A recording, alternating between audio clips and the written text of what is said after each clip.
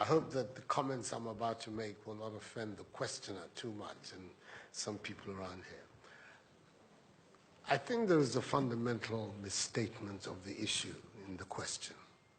We can no longer continue to make policy for ourselves, in our country, in our region, in our continent, on the basis of whatever support the Western world or France or the European Union can give us.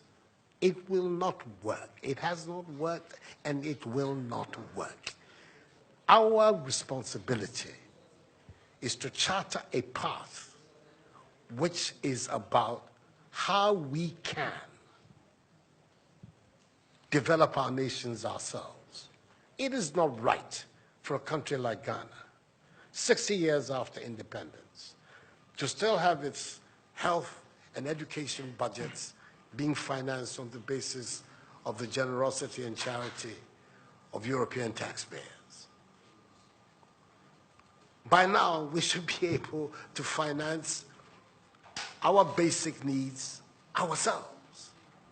And if we are going to look at the next 60 years as a period of transition, a period whereby we can stand on our own feet, our perspective has not to be what the French taxpayer decides to do with whatever surpluses that they have in France. They're welcome. They're appreciated. Whatever interventions that the French taxpayer through their governments make to us are appreciated. We're not going to lick a gift horse in the mouth.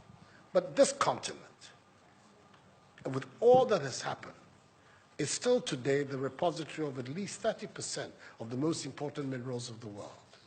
It is a continent of vast, arable, and fertile lands. It has the youngest population of any of the continents in the world. So it has the energy and the dynamism. We have seen it. These young men who are showing so much resilience and ingenuity in crossing the Sahara, finding ways to go across with rickety boats across the Mediterranean to really, those energies, we want to have those energies working inside our countries. And we're going to have those energies working in our countries if we begin to build systems that tell the young people of our country that their hopes, their opportunity are right here with us. Migration and the movement of people is being presented in a manner which suggests that somehow it's a new phenomenon. There's nothing new about it. It's as old as man, the movement of people. And it has always been linked to the same thing. The failure of where you are to provide you with an opportunity, so you move somewhere else. Those of you who are familiar with 19th century European history would know that the biggest wave of immigration in 19th century Europe, the latter part of it, came from Ireland and from Italy. Waves upon waves, generations of Italians and the Irish people left their countries to seek the American paradise, largely because Ireland was not working, Italy was not working. Today, you don't hear it. Italian young people are in Italy. Irish young people are in Ireland. We want young Africans to stay in Africa. And how are they? And it means that we have to get away from this mindset of dependence. This mindset about what can France do for us. France will do whatever it needs to do for its own sake. And when those coincide with ours, tant mieux, as the French people say.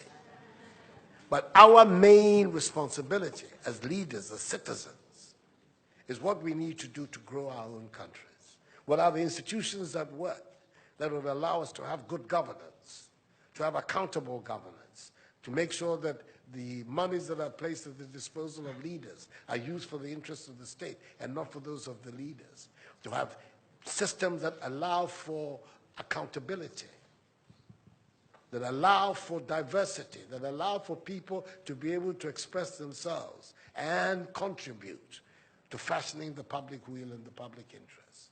Our concern should be with what do we need to do in this 21st century to move Africa away from being cap in hand and begging for aid, for charity, for handouts.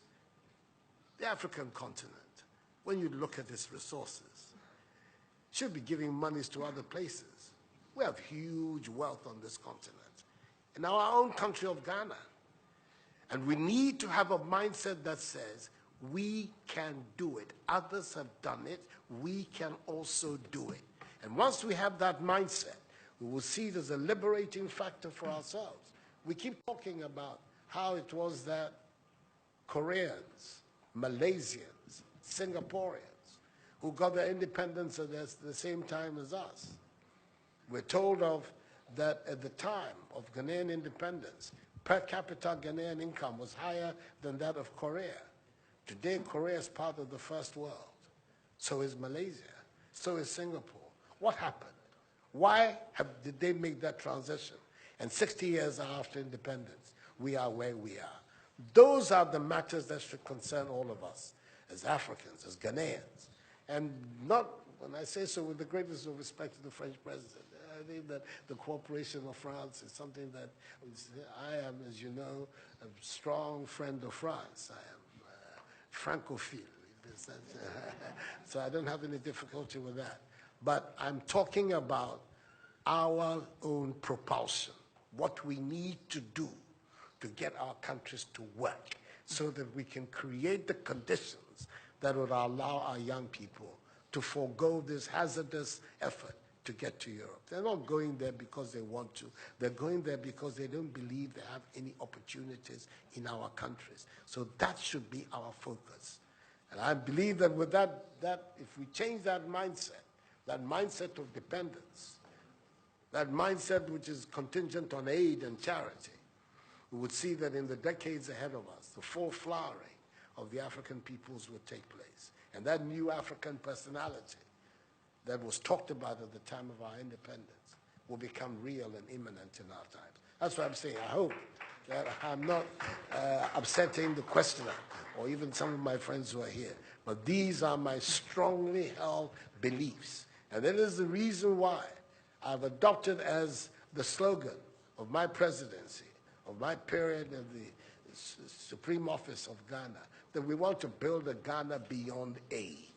A Ghana which is independent, which is self-sufficient, that is capable of standing on its own feet and building its own life. We can do it if we have the correct mindset to do so. Mr. President, those are my contributions.